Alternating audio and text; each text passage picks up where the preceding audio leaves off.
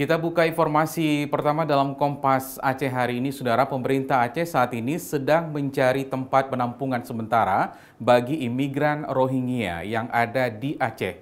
Kebijakan itu menjawab surat dari Kementerian Polhukam yang meminta pemerintah Aceh untuk memfasilitasi penampungan sementara bagi imigran Rohingya.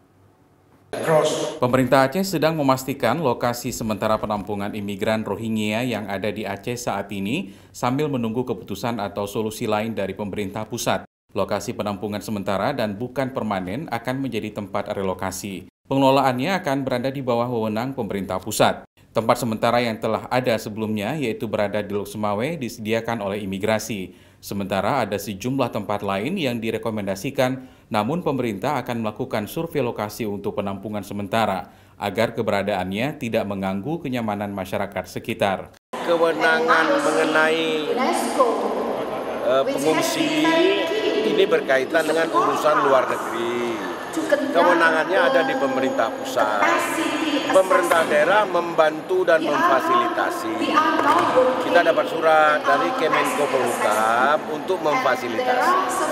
Tentu kita akan berdiskusi dengan semua elemen masyarakat untuk solusi permanen. Penampungan sementara itu adalah solusi antara, solusi tidak permanen.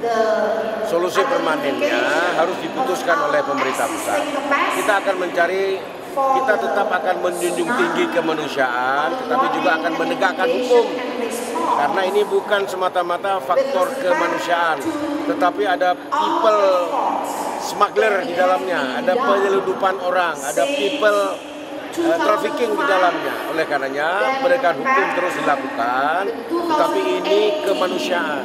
Di sisi lain, pemerintah Aceh selalu menjunjung tinggi rasa kemanusiaan, namun pemerintah juga harus tegas soal penegakan hukum yang tetap harus dilanjutkan.